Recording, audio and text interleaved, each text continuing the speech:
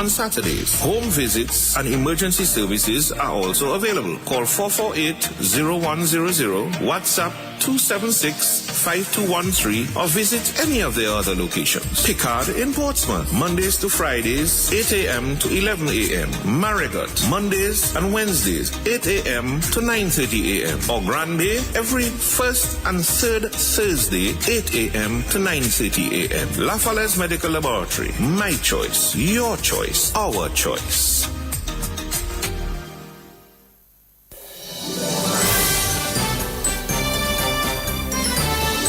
Fair and balanced, unbiased and clear, concise and accurate.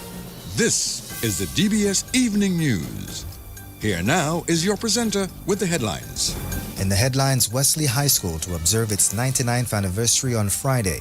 In the news from the region, arrest warrant for Movado lifted. Internationally, U.S. blasts China as unreliable as trade tensions mount. The details of these stories and more coming up next. Yo, what's up? Baby, let's go! Turn your TV on. Listen to DBS on Digital TV Channel 50 and Flow TV Channel 951. DBS News. And welcome back. A special good evening to our listeners of Acoustic Worship Radio. First off, Principal of Wesley High School, Krishna Rabes, says the 99th anniversary of the institution on Friday brings to the fore the remarkable contribution they have made to national development. Wesley High School will observe the day with a church service at the Bethesda Methodist Church at 8:30 a.m. on Friday. 99 years simply means we're close to 100, and pretty soon we'll be celebrating our centennial anniversary as a school. It also means for us that we have contributed significantly to national development, and we are very proud at Wesley High School. So we'll have a church service from 8:30 a.m. and we are appealing to past students of Wesley High School, supporters of Wesley High School, to attend that service. We will be having speeches, hopefully by a ministry official, by our chairman of our board. We will also present the history, the rich history of the school, and we'll feature the talent of our current students. We'll have a soft launch of our 100th anniversary, where we'll present to the general public what they should expect from us.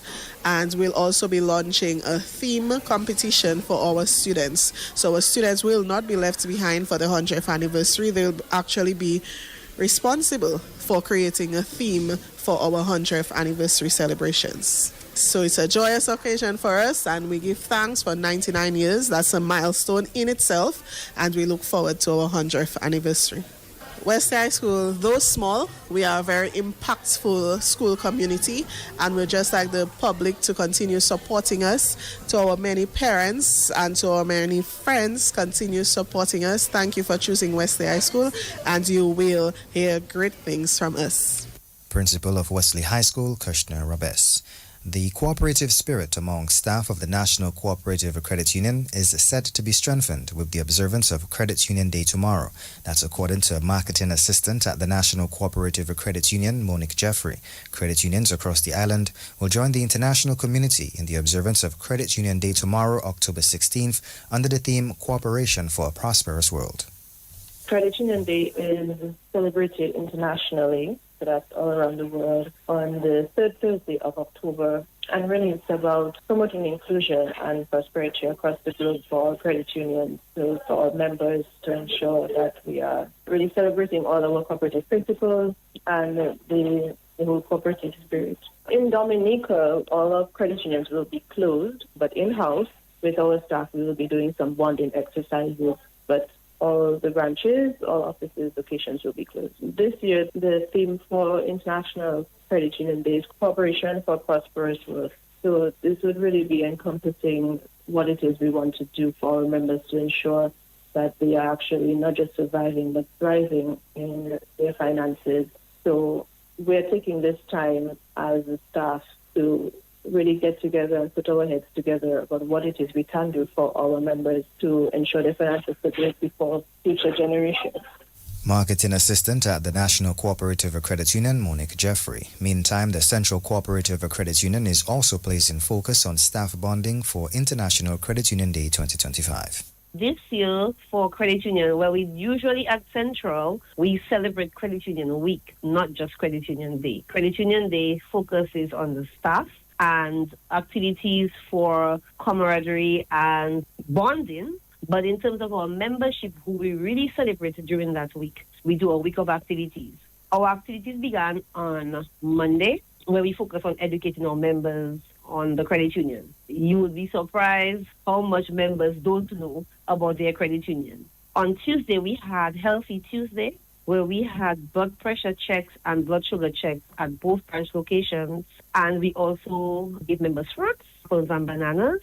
We also made donations to 4 of our elderly members, 2 in the Goodwill, from the Goodwill branch and 2 from the Portsmouth branch. Our main focus is on Friday, where we have Members Appreciation Day. So we're inviting all our members to come to the branch. We will have tents set up outside the branch. We'll have spin the wheel, dips, trivia, prizes to be won. We have merch, central merch. We also have tickets to events and other things that our members can enjoy. So that will be the focus of our Credit Union Week. Tomorrow, as we observe International Credit Union Day, staff will be out doing an activity for bonding and camaraderie. So the branch will be closed and the staff will be out together tomorrow, celebrating International Credit Union Day. And that was Marketing Manager at the Central Cooperative Credit Union, Lorraine Henderson-Reed.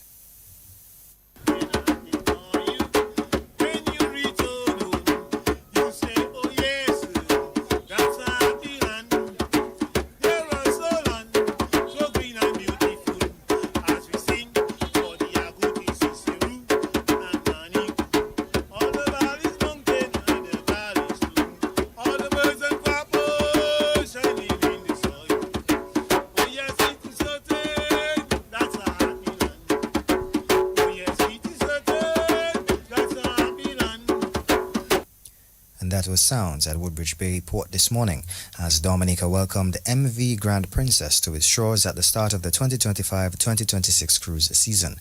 Taxi operators told the DBS News they are optimistic about the new season. From what I heard, I'm looking at the list, I expect things to be good. Well, I expect to make some monies. And that is what everybody is looking for, to make some dollars, Yeah, so everybody, not the taxi operators, only the vendors, the hairbreeders, and everybody else. Well, based on the list, it looks very interesting. I think this is one of the best seasons we're going to have. Well, it's good, but there's some little discouragement in terms of there's a fee that moves up, I think, by 300%, which I think is not a very positive thing, from $5 to $20, where the tourist who comes out privately has to pay $20 to see any one of the sites, And what you have some of the tourists will not see all the sites, but they still have to pay the $20, you understand? So I believe that is, to me, a negative in sense, you understand?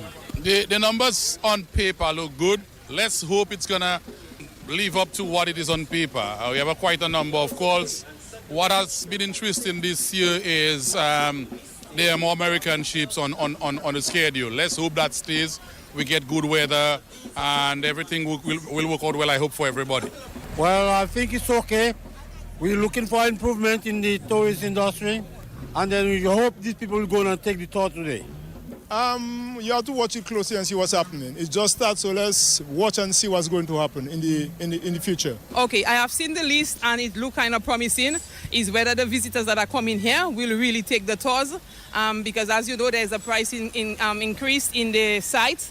So I hope that can be rectified and make it a little more interesting for we, the taxi drivers and taxi operators, because if the prices are high to go to the sites, most definitely the visitors might not want to pay the price of the tour that we are offering them. But I am expecting to have a wonderful season. Well, this morning, I thank God on the 15th of October, the season open. But, the problem we have is parking spaces. Because nobody make no arrangement for parking. And we are the bus drivers, we are the ambassadors, and the people have to meet us first when they come here. So we need some parking to be proper, because we have no parking. If you watch parking all down Pottersville, buses park, so we need something to be a little closer that we can organize and just do something positively. You know what I mean? But we need to do what we have to do. and make things well. Don't forget, we the people are the taxi operators, and it's we the meeting firstly.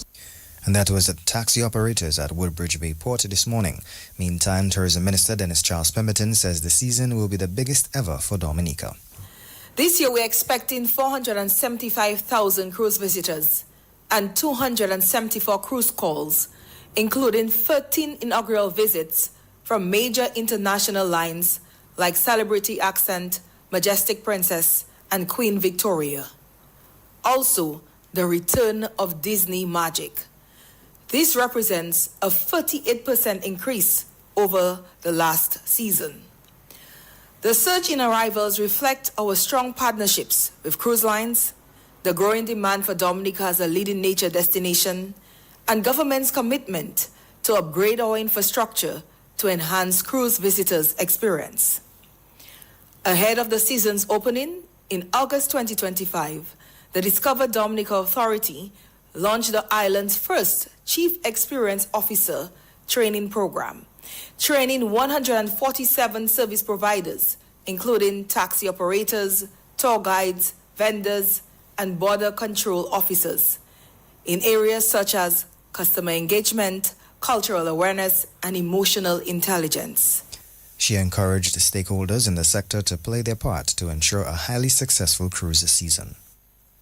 I urge every stakeholder, port agent, taxi operators, vendors, guides, and performers to uphold the highest standards of professionalism, service, and pride. Each smile, each story, and each encounter helps define how the world experiences Dominica. The 2025-2026 season will also feature expanded entertainment and cultural programming on cruise days at the Old Market Plaza and key premium sites. The cruise season will officially close on August 27, and we expect to receive a cruise ship every 2 weeks during the summer months.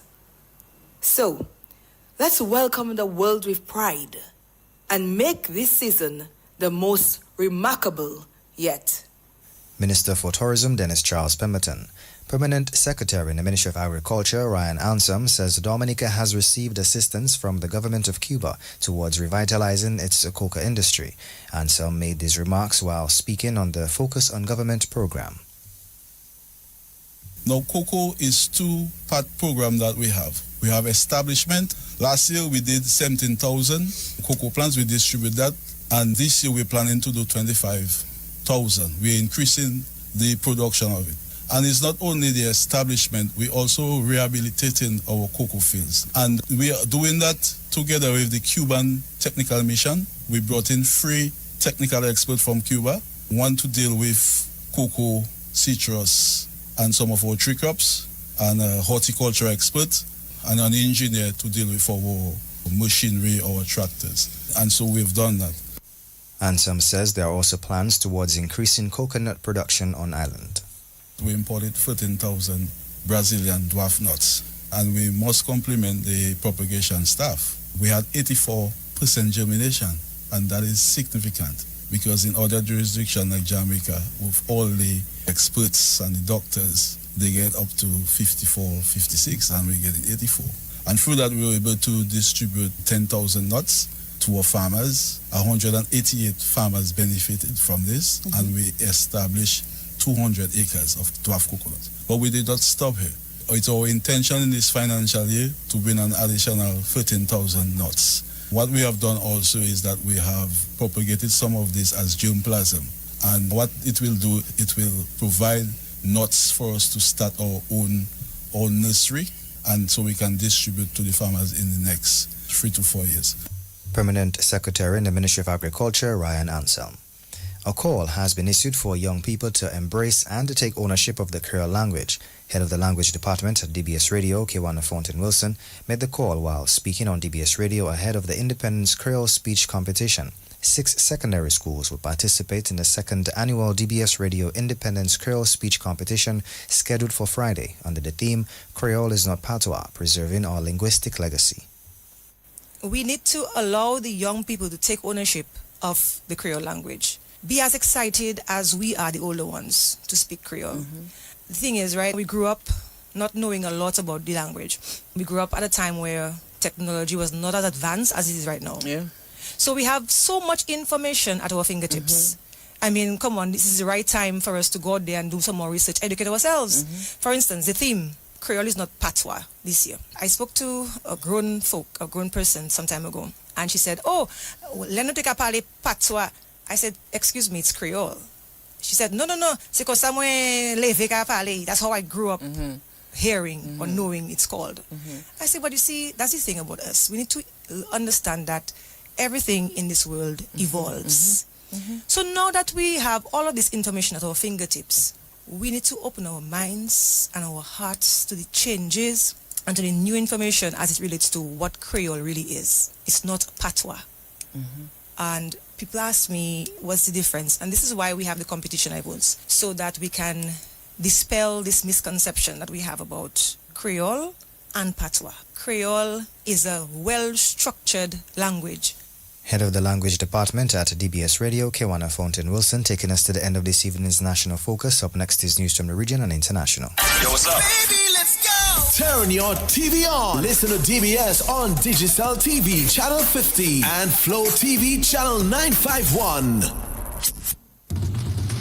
DBS News. And welcome back. Now, news from the region. Dancehall artist David Mavado Brooks, also known as Gulligard, can breathe a sigh of relief after a warrant that was issued for his arrest was dropped on Wednesday, this morning. The entertainer, who returned to Jamaica on Tuesday night after almost a decade of being away, met with the police in the presence of his attorney to discuss a matter stemming from 2018, where he was wanted for assault occasioning actual bodily harm. The warrant was reportedly issued on June 9, 2018, based on a complaint by Anthony Galbon. Observer Online understands that the complaint was made by Galbon after he was arrested and charged for allegedly shooting at the entertainer. Internationally, top U.S. officials have accused China of betraying a trade truce reached earlier this year, escalating tensions between the two economic giants. In an unusual staged appearance, U.S. Trade Representative Jameson Greer and Treasury Secretary Scott Bessant blasted China's plans to curb exports of rare earths, economic coercion, and a global supply chain power grab. Bessant says if China wants to be an unreliable partner to the world, then the world will also have to decouple. At the same time, they left the door open to negotiation, questioning whether China would ultimately implement the export controls it announced last week. This brings us to the end of this evening's news. Up next is sports. Covering the nation and beyond, DBS Sports Report. Rudolph Thomas Enterprise in Portsmouth, your suppliers of building materials and hardware products. Over 20 years experience in the business. Rudolph Thomas has lumber and plywood, Portland and tile cement, steel rods, galvanized and fenced pipe. And Rudolph Thomas can meet all your wire needs. Galvanized roofing sheets, doors, windows, toilet sets, face basins, and bidets.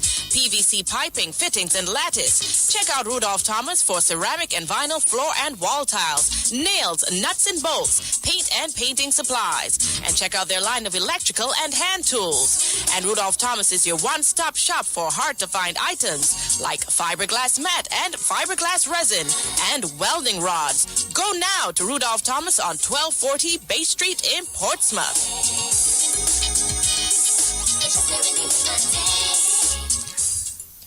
And welcome to your DBS Evening Sports for today, October 15 for 2025. First off, West Indies batsman Shea Hope has enjoyed a significant rise in the latest ICC Test rankings for batsmen. But despite his achievements, Hope and the other West Indies batsmen remain outside the top 50 batters in Test cricket.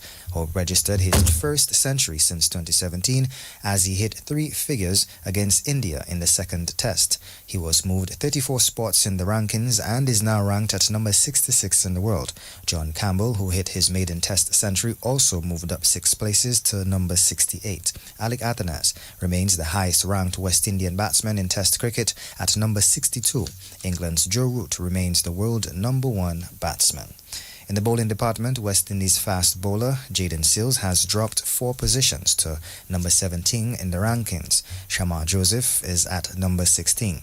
Jamel Warrican has moved up 2 spots to number 30. The world's number 1 Test bowler is Jasprit Bumrah. Into some more sports, former West Indies fast bowler, now cricket commentator Ian Bishop, feels it is too early to make a call on the impact Roston Chase has had as captain of the West Indies team. Chase has not managed a win in his first 5 matches in charge and has lost series to Australia and India. Bishop says it is still early days and Chase has to be given a chance. It is a captaincy that is still a work in progress. He's an experienced cricketer, as I mentioned before. He's been around international cricket since 2016, give or take a year. But he's only been captain since the Australia series earlier this year. So I'm seeing areas, as with Shubman Gill as well, where as young captains in terms of experience, not age, they will learn when to attack, how much more pressure they can put on teams to attack strategically, how to change things up a little bit more. So that is an ongoing work in progress. And for Chase, he still has to reignite some of his best batting form. Gill doesn't have that problem, but Chase has to be sort of the guy who puts his hand up a little more in the future and says, I will lead from the front. So that's a work in progress. Former West Indies fast bowler, now cricket commentator Ian Bishop. West Indies Test captain Roston Chase believes that West Indian batsmen need to do a better job at adapting to various conditions. His comments came following the West Indies' poor showing with the bat in recent series. Chase says he has confidence in the ability of his batters, but they need to do a better job in assessing the conditions. Well, I think how they played is based on conditions. You can't bat the same way on every wicket, so it's just finding out what's working on the wicket and applying it for as long as possible. I think that's something that we really have a downfall in. We know the basics, we do the basics, but we don't do them for long enough periods. And Test cricket is obviously 5 days, so you can't just do it for 1 or 2 sessions. You have to try to win more sessions than the opposition. So in doing that, you have to do the basics for a very long period. West Indies Test captain Roston Chase. Norman Ali made the breakthroughs and Shaheen Shah Afridi cleaned up the tail as Pakistan picked up a big win over South Africa in the first test in the Pakistan's game on Wednesday today. South Africa were chasing 277 to win and were bowled out for 183. The Wild Brevis scored with 54 and Ryan Rickleton got 45. Norman Ali took 4 for 79 and Shaheen Shah Afridi 4 for 33. The final scores in that test: Pakistan 378 and 167, South Africa 269 and 183. Pakistan won by 93 runs. Bouncing into some basketball, the Paybush Super Eagles are 1 win away from a spot in the DABA Premier League finals as they took a 1-game-to-none lead in their semi-final series in the defending champs Detroit Blazers as the Premier League playoffs got underway last night at the Massac Indoor facility.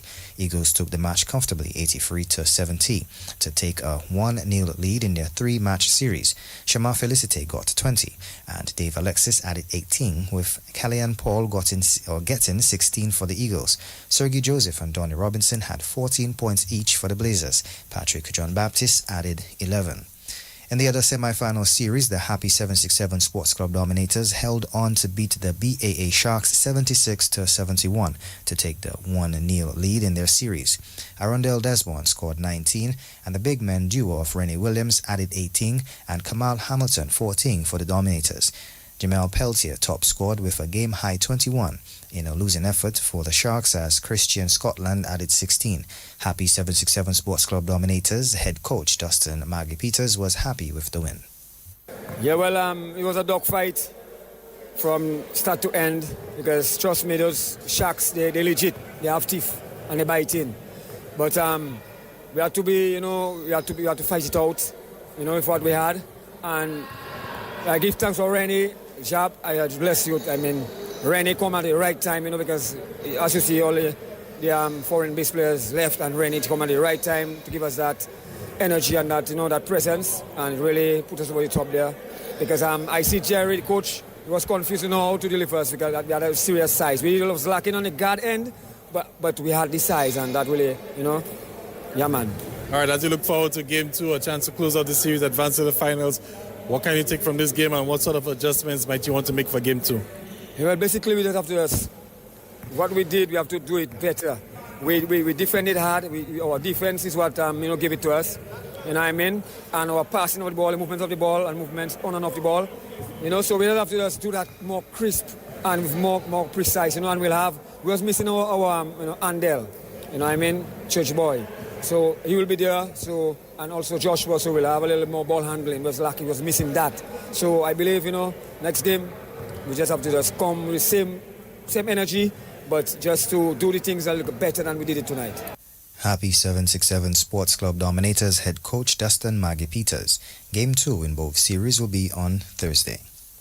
In the summer football, the RC Doctors had to dig deep and come from behind twice as they defeated South City FC to advance to the semi-finals of the DFA's Division 1 League at the DFA Technical Centre last night. Noah Joseph put South City up 1-0, but then Kevin George got the equaliser. Hendrickson Tit made 2-1 in favour of South City, but Kelano Williams got the equaliser again for RC Doctors. The two teams were tied at the end of regulation and the 30 minutes extra time, and it was all down to penalty kicks with RC Doctors winning 3-0. RC Doctors head coach is Shakim Stout.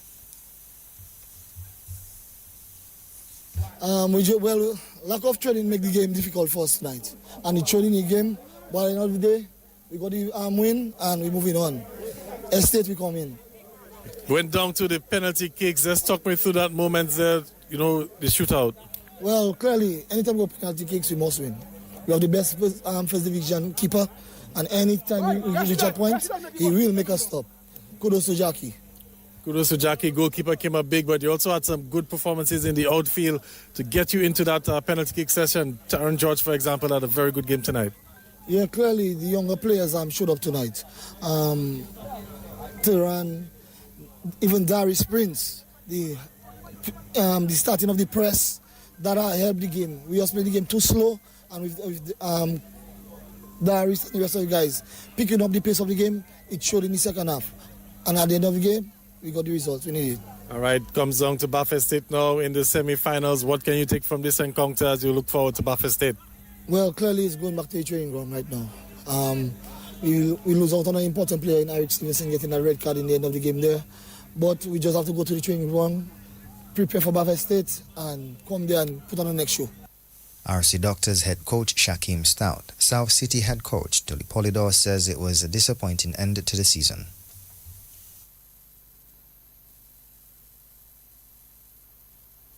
Basically, we had a very good start. We started on a very good offensive playing the game, but basically as we go through the game, the players and them start to get tired, and we also made a few changes, and a lot of our players are injured, so that basically put us off in the game tonight. So the players were not able to play the game how they're supposed to, but basically we tried our best. Tried your best, and it came down to penalty kicks. I mean, you took the RC Doctors to the penalty kicks. Fancied your chances in that? What went wrong? Well, in the penalty kicks, we are not very, very good at penalties. We know that we have a problem with strikers. Our strikers are not consistent as we expect them to be. But moving forward, hopefully we'll try to work on that and to better that next time. What are your thoughts on the season, though? Some would say it was a Cinderella run from the South City team getting all the way into the quarterfinals. Your thoughts on South City and what can you take from this season? I mean, it was a very good season for us. Basically, the guys and them, I love that about them. They're constantly in training. We're always training. We train 3 times a week. And then the boys and them, I mean, we are a new team on the block and we're moving forward. We hope that we can pass the ball a little faster and get some strikers so that we can better the game. South City head coach Tully Polydor. The RC Doctors will meet Baffert State in the semi-finals. The other quarter-final match between the Do-It Centre Mighty Avengers and Falkirk FC will be tonight at 7 p.m. at the DFA Technical Centre. And finally in sports this evening here, former West Indies fast bowler Michael Holding says while T20 cricket has made some positive changes to Test cricket, he thinks mastering the longer format of the game will help cricketers become even better T20 players. Holding says that Test cricket helps to better develop batsmen and prepare them for different conditions. He says that T20 cricket has raised the standard of fielding in Test cricket. T20 cricket has improved the fielding standard. Just as 50-over cricket improved the fielding standard of Test cricket years ago, T20 cricket has lifted it even further because they've got to be a lot more innovative. You see some things happening in T20 cricket now that people do some fantastic bits of fielding by the boundary, for instance, which you would never have seen in Test cricket. When I first started playing cricket and watched Test cricket, someone would drive the ball through the covers towards the boundary, and someone would jog after it. They wouldn't even sprint at times to try and stop it from getting to the boundary. All that has changed. Test cricket has changed tremendously because of 50 over and T20 cricket. But the negative aspect of it is that because there's so much 2020 cricket and so much short form cricket all over the world, young cricketers are not being developed properly. They are not learning the basics which they can then take into Test cricket to make their team or their countries better at that form of the game. It is a lot easier to learn the basics and to be able to be excelling at the long form of the game and then convert to the shorter form than to learn the short form of the game and then convert to the longer form. And that was the former West Indies fast bowler Michael Holding, taking us to the end of this evening's news and sports. A special thanks to the DBS News and Sports team and Link personnel, DJ Hillaboy. Rudolph Thomas Enterprise in Portsmouth, your suppliers of building materials and hardware products. Over 20 years experience in the business. Rudolph Thomas has lumber and plywood, Portland and tile cement, steel rods, galvanized and fenced pipe. And Rudolph Thomas can meet all your wire needs. Galvanized roofing sheets, doors, windows, toilet sets, face basins and bidets. PVC piping, fittings and lattice. Check out Rudolph Thomas for ceramic and vinyl floor and wall tiles, nails, nuts and bolts, paint and painting supplies. And check out their line of electrical and hand tools. And Rudolph Thomas is your one-stop shop for hard-to-find items like fiberglass mat and fiberglass resin and welding rods. Go now to Rudolph Thomas on 1240 Bay Street in Portsmouth.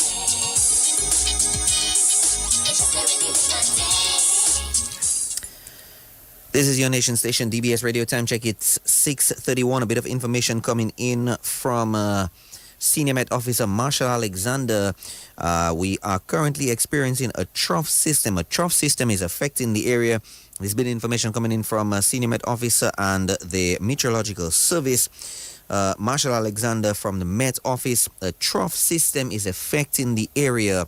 Moisture and instability associated with a trough system are expected to continue affecting the area. Skies will be mostly cloudy to overcast at times tonight into tomorrow, with gusty winds, scattered showers, which could be moderate to heavy at times, and isolated thunderstorms. As a result, residents in areas prone to flooding, landslides, and falling rocks are advised to remain alert and exercise caution. And of course, that's coming from Senior Met Officer Marshall Alexander, and of course from the Met Office as well.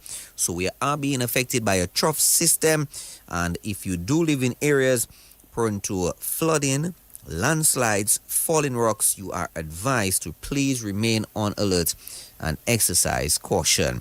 We're standing by to join the SMA Alumni Reunion 2025 Educational Forum that should have actually started. It's, of course, we've cleared the air for them in terms of, the airways. We had an early edition of the Community Bulletin Board at 5:30 in order to facilitate that. So right now we're just standing by for the start of that broadcast. And it's going to be coming on the DBS Radio, all of DBS Radio's, frequencies. So make sure that you check it out. Football action tonight is happening at the DFA Technical Center as well. Semi-final actions. And, of course, Fokole and the Mighty Avengers are playing a very, very, very crucial game in football. Basketball action is happening as well. So make sure, you can go out as well. But, tune in to the broadcast that's coming through. Don't forget the big SMA alumni concert.